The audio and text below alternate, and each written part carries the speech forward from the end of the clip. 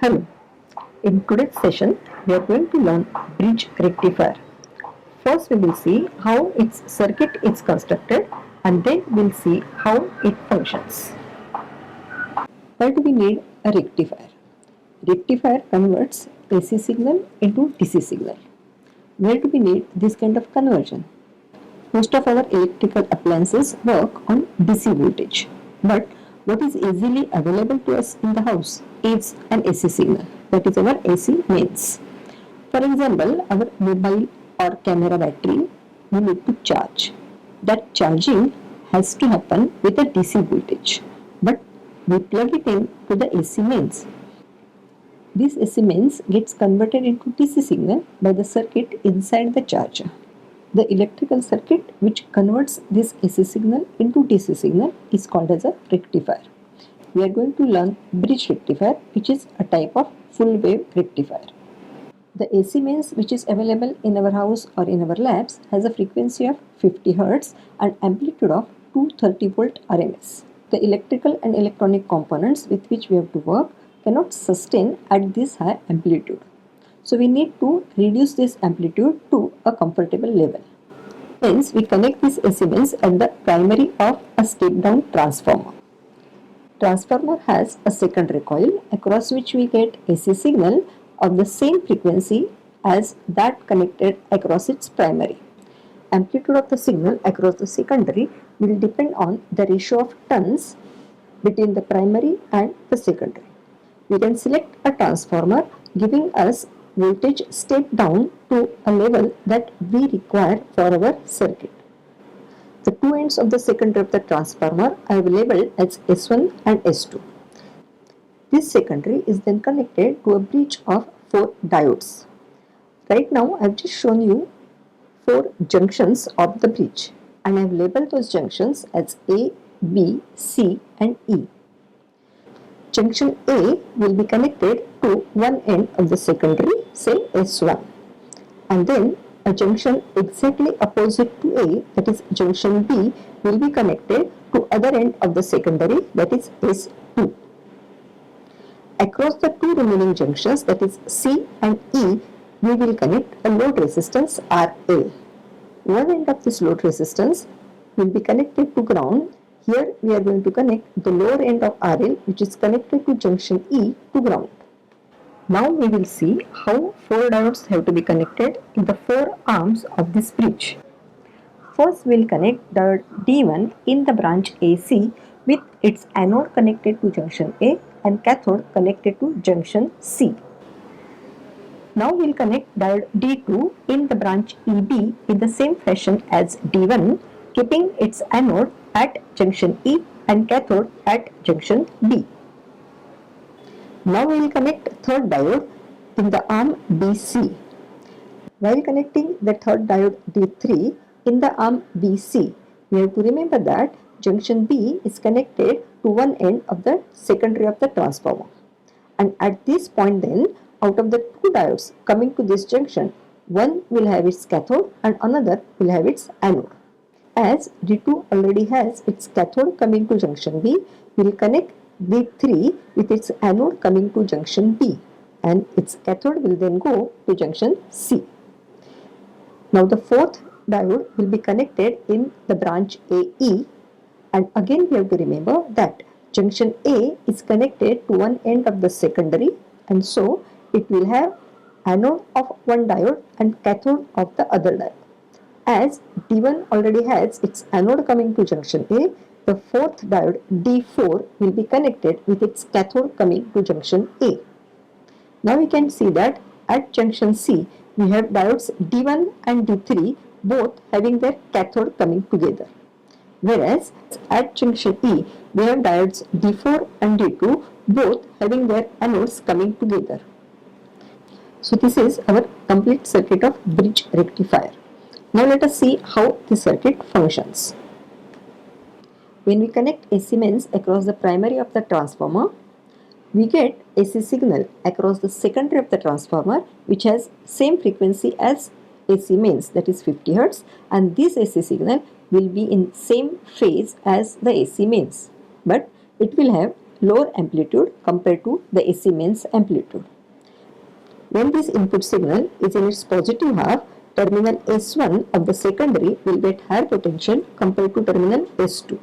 And so, junction A will get higher potential with respect to junction B. Diode D4, which is connected in the branch AE, has its cathode connected to A, which is at a higher potential, and anode is connected to ground. And so, D4 remains reverse bias. Similarly, D3 has its anode connected to junction B, which is connected to a lower potential, and cathode is connected to ground. Hence, D3 also remains reverse bias. So now D3 and D4 both are reverse bias and they act as open switches. Now we are left with D1 and D2. D1 has its anode connected to junction A, which is at higher potential, and cathode connected to ground, and so D1 remains forward bias. Similarly, D2 has its cathode connected to negative potential and anode is connected to ground, and so D2 also remains forward bias. Now, these D1 and D2, which are forward bias, will act as closed switches, and so our circuit will have short circuit in the branch AC and in the branch EB, whereas in branch AE and BC it will have open circuit. Now let us see how the current will flow in this circuit. Current will start from S1, which is at higher potential. It will come to junction A and then it will go to junction C. From there, it will flow through RL from its upper terminal to lower terminal, keeping its upper terminal at higher potential with respect to ground. This current will now flow from lower terminal of RL to junction E, and from E it will come to junction B and go back to the secondary, the transformer at point S2. The output signal is a voltage measured across RL, that is at junction C with respect to ground. It will be then a positive voltage as the upper terminal of RL is at higher potential with respect to the lower terminal. It will be a time varying signal as the input signal is time varying signal. Now let's see what happens when the input goes in its negative half cycle.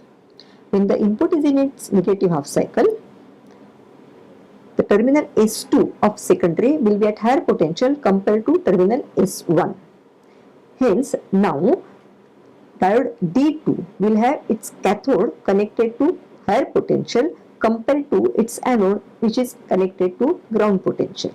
Hence, D2 will be reverse bias. Similarly, diode D1 has its anode connected to S1, which is at lower potential compared to its cathode, which is connected to ground. Hence, D1 will also remain reverse bias. So, D1 and D2 both will act as open switches. Now, let us see what will be the condition of D3 and D4. D3 has its anode connected to S2, which is at higher potential, and cathode connected to ground through RL. So, D3 will be forward bias. Similarly, D4 has its cathode connected to S1, which is at lower potential compared to the anode, which is connected to ground, and so D4 will also remain forward bias. Hence, D3 and D4 will act as closed switches and our circuit will look like this. Now we will see how current flows in this circuit during this negative half of the input cycle. As S2 is at higher potential, now current will start from S2, it will come to junction B, and through the closed switch of D3, it will come to junction C. Now it will flow through RL in the same direction as earlier, keeping upper terminal of RL at higher potential compared to lower terminal. This current will now flow from the lower terminal of RL to junction E, and then through the closed switch of D4 it will go to junction A and go back to the other end, that is S1 of the secondary. In this case again the output signal is positive as the current is flowing in the same direction through RL as earlier. Thus, if we look at the complete input cycle, we can see that the input is positive for half the cycle and negative for the remaining half, whereas the output is positive during both the halves of the input cycle. This is the way bridge rectifier converts AC signal into a DC signal. This signal is only positive, and so we are calling it as a DC signal. But it is not constant as an ideal DC, but it has a time varying component. You must have already studied full wave rectifier with center tap transformer, and you can notice that output signal of that circuit is identical to what we have obtained at the output of bridge rectifier. So what have we studied today? We have studied circuit diagram and working of a bridge rectifier. Now there is a homework for you, and that is find out advantages and disadvantages of a bridge rectifier over a full wave rectifier which uses center tap transformer. In the next session, we will study what is ripple signal and how it can be filtered out.